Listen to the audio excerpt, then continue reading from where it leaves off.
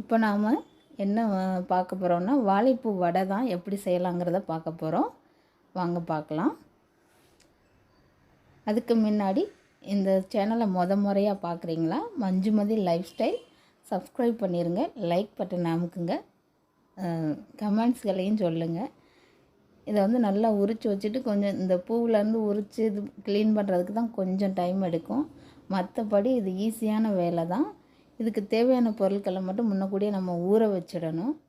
துவரம்பருப்பும் கடலைப்பருப்பு தான் மெயின். துவரம்பருப்பு கொஞ்சமாக சேர்த்துக்கணும். இது வந்து திக்னஸுக்காக வேண்டி பொட்டுக்கடலை சேர்த்துக்கலாம்.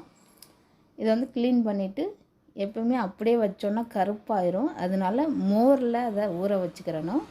பொடிசாக நறுக்கின உடனேயே மோரில் ஊற வச்சிட்டோம் அப்படின்னா கலர் சேஞ்ச் ஆகாது.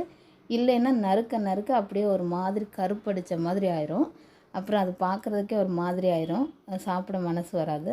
அதனால் மோரில் இந்த மாதிரி ஊற வச்சிட்டோம் அப்படின்னா கலர் சேஞ்ச் ஆகாமல் அப்படியே இருக்கும். எவ்வளோ நேரம் ஆனாலும் நம்ம அள்ளி பார்க்கும்போதே தெரியும், நம்ம நறுக்கி போட்டது மாதிரியே தான் இருக்கும், கலர் சேஞ்சே ஆகாது. அதனால் மோரில் ஊற வச்சுக்கோங்க. ஊற வச்சுட்டு அதில் வந்து தண்ணி ஒரு சொட்டு கூட இருக்காது, நம்ம இருக்கக்கூடாது. தண்ணி இருந்துச்சு அப்படின்னா கொலன்னு ஆயிரும். அதனால் நல்லா தண்ணியை வடிகட்டிட்டு மிக்சியில் போட்டு அடிக்கணும். அதுவும் லாஸ்ட்டாக கொரன்னு அடித்தா தான் அந்த டேஸ்ட்டு கிடைக்கும். நம்ம சாப்பிடும்போது அந்த வாழைப்பூ வந்து வாயில் வந்து கிடைக்கும். அப்படி கிடைக்கும்போது கொஞ்சம் நல்லா கிறிஸ்பியாக இருக்கிற மாதிரி இருக்கும். அதனால் அந்த மாதிரி பார்த்துக்கோங்க. இப்போ இந்த பருப்பை 2 மணி நேரம் ஊற வச்சு எடுத்திருக்கேன். அதில் ஒரு இஞ்சி, 2 பச்சை மிளகாய், அவ்வளோதான். ஜீரகம், பெருஞ்சீரகம் கொஞ்சம் போட்டுக்குருவோம். மிளகு ஒரு 4-5 போட்டுக்கலாம். இல்லை காரம் பிடிக்காதவங்க குறைச்சிக்கலாம். காரம் பிடிக்குங்கிறவங்க மிளகு பொடி போட்டுக்கலாம். உப்பு போட்டாச்சு. இதை வந்து ரொம்ப நைஸாக அரைச்சிடக்கூடாது.